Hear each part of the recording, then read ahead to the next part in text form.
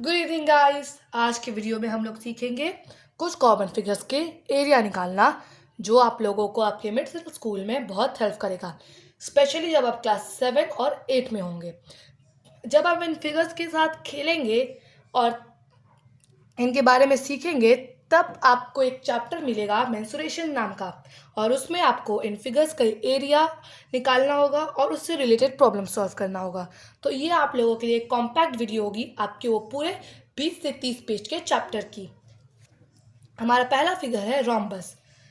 आपको पता है एक रोम्बस कैसा दिखता है, और मैंने एक रेफरेंस डायग्राम भी यहाँ पे ड्रॉ किया है छोटा सा। तो जब आपको इस एरिया फाइंड करने को दिया जाएगा रोम्बस का, आपको उसके डायगोनल्स दिए जाएंगे और उसका फॉर्मूला होगा 1/2 into product of diagonals, that is 1/2 into diagonal 1 into diagonal 2। आपको जो डायगोनल के लेंथ दिए है, आपको उसको मल्टीप्लाई करना है और उसको फिर 1/2 से मल्टीप्लाई करना है। अगर आप फ्रैक्शंस के साथ बहुत अच्छे से, if you are very much too good with fractions, then this will not be a problem to you at all.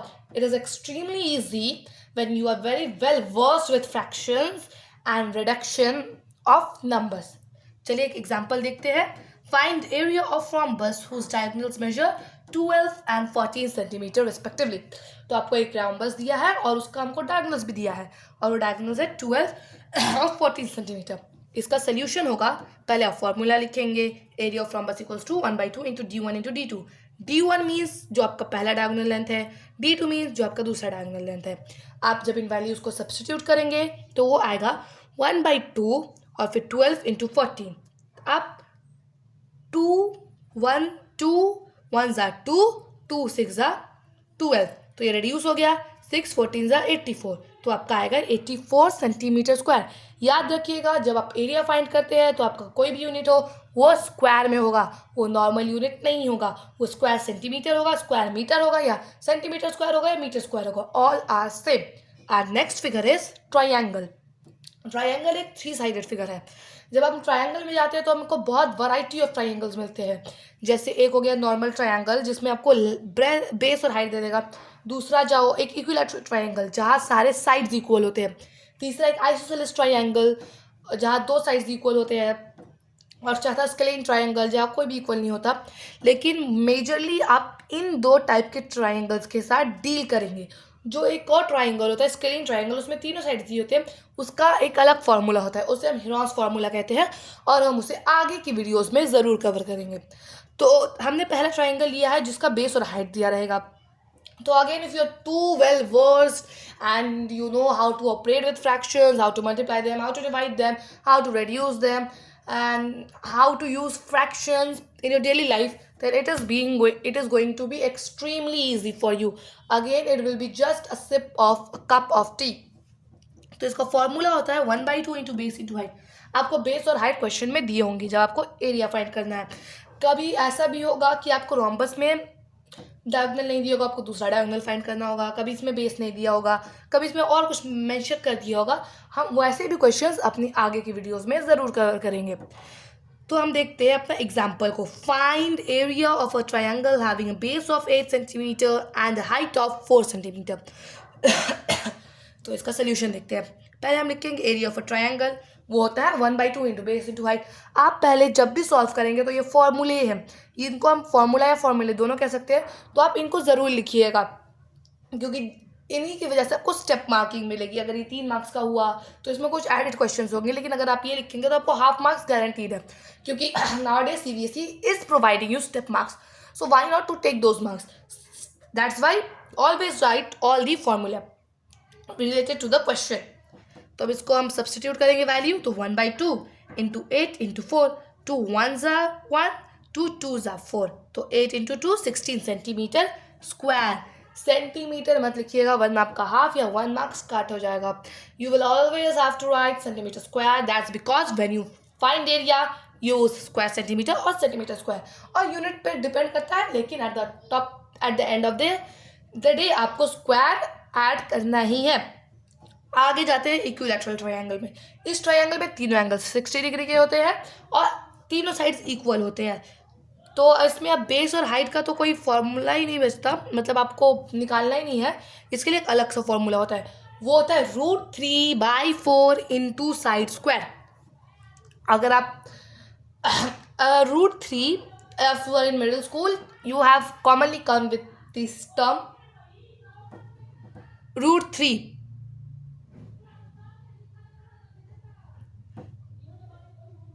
तो लेट्स फॉलो दिस.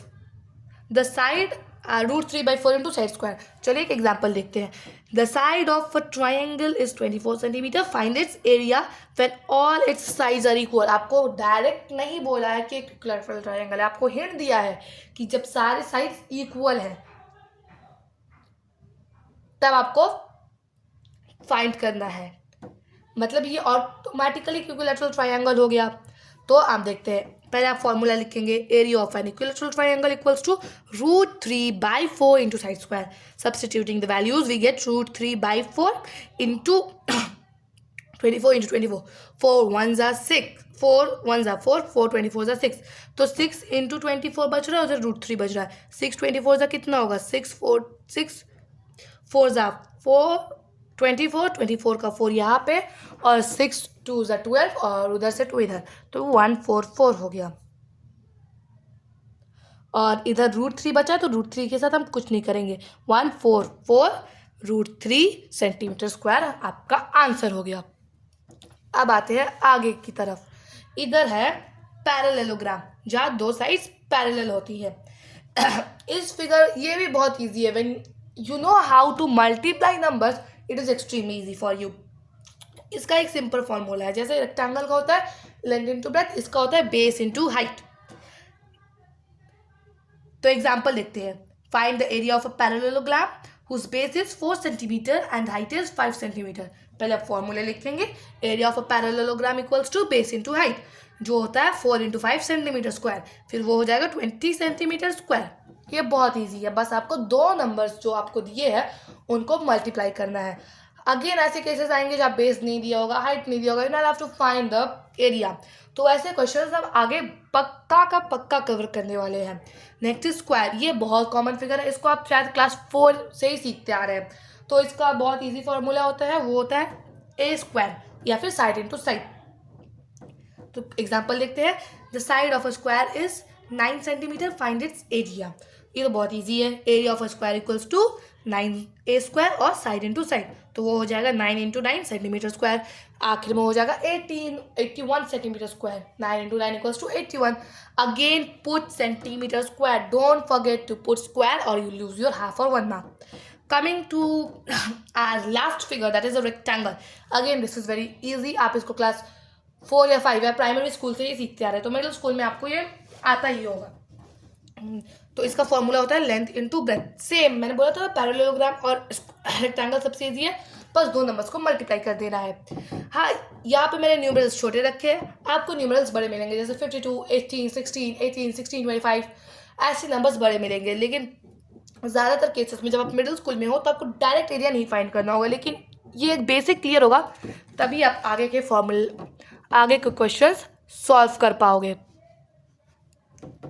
तो let's look at an example. The length and the breadth of a rectangle are 2 cm and 8 cm respectively. Find its area. तो हम लिखेंगे area of a rectangle equals to length into breadth. उसके बाद 2 into 8 centimeter square. Again, I am putting my emphasis on centimeter square. Please do not forget to make that particular unit given in the question as square, because whenever finding area, we use square. So 2 into 8, 16 centimeter square. I hope that this video made all this a compact video and it will be highly helpful to you. And if you want to get more videos, comment below. And if you like this video, please don't forget to share and like this video. And at last, if you want more content and if you find this content helpful, please subscribe my channel.